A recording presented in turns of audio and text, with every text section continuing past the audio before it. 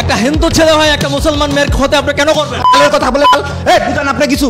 ATN Bangla কি করেন আপনি? ফ্রেন্ড সিস্টেম কি? যে দর্শক মণ্ডলী, আমি আসলে এটিএন বাংলা চাকরি করেও ফ্রেন্ড সিস্টেম এখনো বুঝি নাই। আমরা তো দুইজন দুই ধর্মের, বলেছে বিয়ে করবে, আমিও তো তাকে ভালোবেসে বিশ্বাস করে তার কাছে গিয়েছিলাম।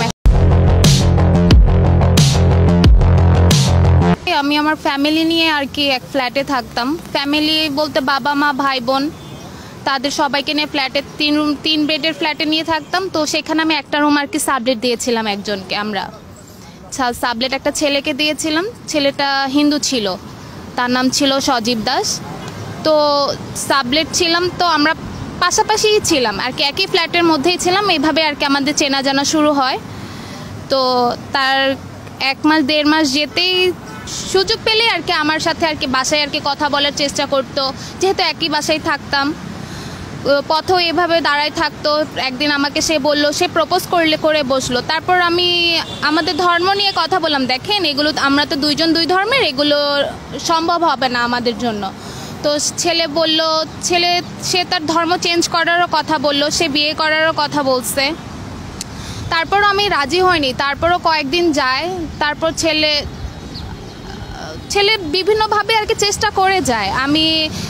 আমিও কোনো এক সময় আর কি ছেলের প্রতি দুর্বল হয়ে যাই, ছেলের সাথে আমাদের সম্পর্ক হয়ে যায়। কিন্তু আমার মাথায় তো ছিল, ছেলে আমাকে বলেছে যে ধর্ম চেঞ্জ করবে, সে আমার ধর্মে আসবে, সে আমাকে বিয়ে করবে, এগুলো আমার মাথায় ছিল, যেটা ভেবে আমি ছেলের সাথে সম্পর্কে চলে যাই।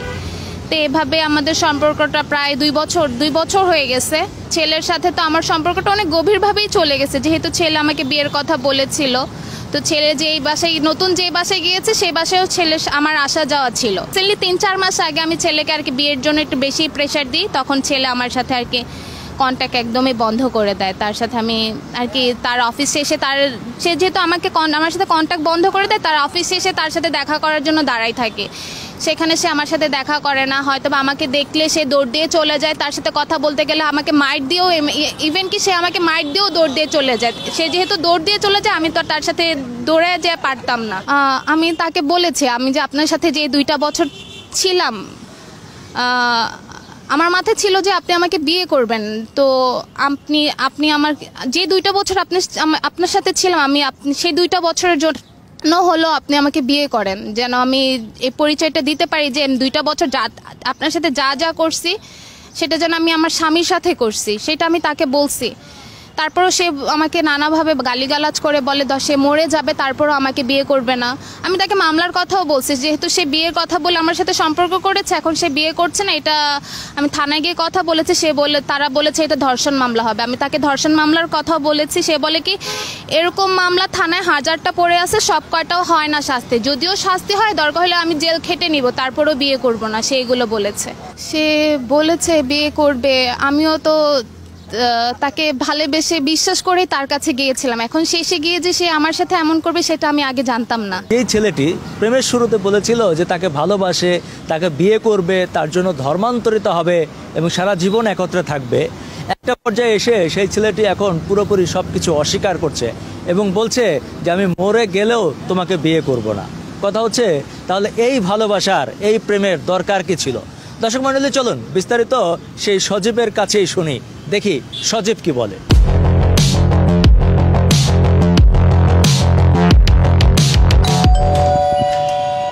আসি ভিতরে। মেডি ফার্মা অফিস কি এটা? জি, ভিতরে আসি। অফিসে তো মিডিয়া এলাও না, আমি নিচে আসতেছি। জান আপনি কে? আমি সজীব। আপনি সজীব? জি। আপনি আমাকে একটু আগে স্টুপিড বলেছেন, তাই না? আপনি মোহাম্মদপুরা এসে আপনি বলতেছেন যে আমাকে ফোন দেন নাই, তাহলে আপনি স্টুপিড না? অফিসে এলাও না ভাই, আমি নিচে যাচ্ছি। অফিসে কর্মকর্তাকে ডাকেন।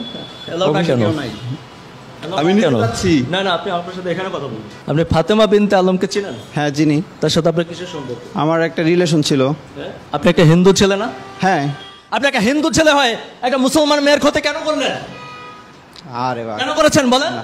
কেন করেছেন? উনি কি আমার ওয়াইফ? উনি কি আমার ওয়াইফ? আপনি তাকে ভোগ করছেন কেন? বুঝান আপনি কিছু।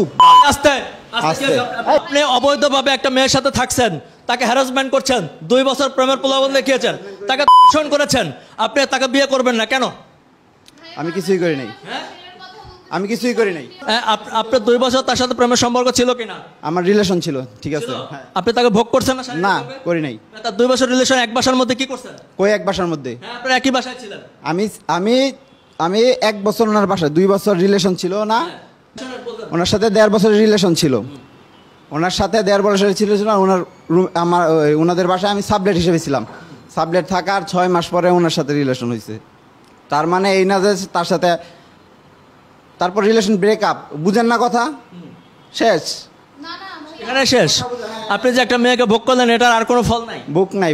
বুকের কি পাইলেন? এনে বুকের কি পাইছেন? আপনি তার সাথে রিলেশন করলে কি বুক হয়ে যায়? ভোগ হয়ে যায়। রিলেশন করলে বুক হয়ে যায়। সে তো বলেছে, সে তো বলেছে আপনি পৃথিবীর সবাই তাহলে বুক করে। পৃথিবীর সবাই তাহলে বুক করে। আপনি তো এভাবে ভোগ করতে পারেন। বুক হয়ে গেলে আপনি তাকে প্রলোভন দিয়েছিলেন না যে তাকে বিয়ে করবেন? কিসের প্রলোভন দেয়াইছি? বলেন না তাকে বিয়ে করবেন, সংসার করবেন। না, একটা রিলেশনে গেছি, শেষ। এটাই তো রিলেশনের। আমি এটা বলেছেন কিনা? রিলেশনে গেছি, এটা বলে তাকে ভোগ করে নাই? বলি নাই। এই আপনাকে সে ভোগ করেছে না? জি, যে সম্পর্কে আসার আগে সে এগুলো সব বলেছে, সে বিয়ে করবে, সংসার করবে, এগুলো সব বলেছিল। মানে এটা প্রমাণিত? হচ্ছে খারাপ। আপনি তাকে ধর্ষণ মেয়ে, করেছেন। খারাপ মেয়ে। সে খারাপ মেয়ে, আপনি তার কাছে গেলেন কেন? ওই আবার জানলে কেউ যায়?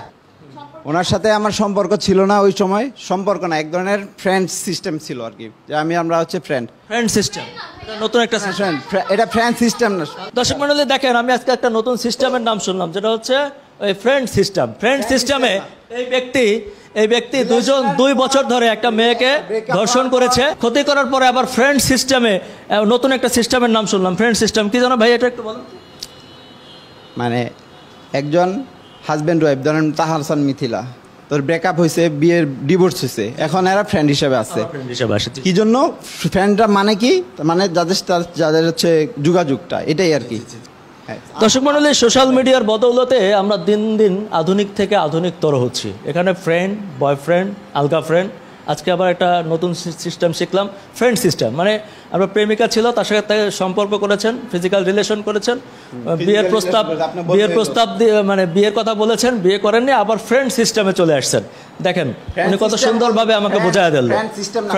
কথা বুঝেন তো আপনি? এটিএন বাংলা কি করেন আপনি? ফ্রেন্ড সিস্টেম কি? ফ্রেন্ড বলছি, ফ্রেন্ড সিস্টেম না। মানে এটা আমার দুর্ভাগ্য ভাই। আমি আসলে এটিএন বাংলায় এতদিন চাকরি করে, রিপোর্টিং করেও এখনো ফ্রেন্ড আর ফ্রেন্ড সিস্টেম বুঝি না। এটা আমার দুর্ভাগ্য। আপনি না বুঝলে কিছু করার নাই। এটা হচ্ছে আপনার। এটা কি আমি পরে আসবো আপনার কাছ থেকে একটু শেখার জন্য? আইসেন।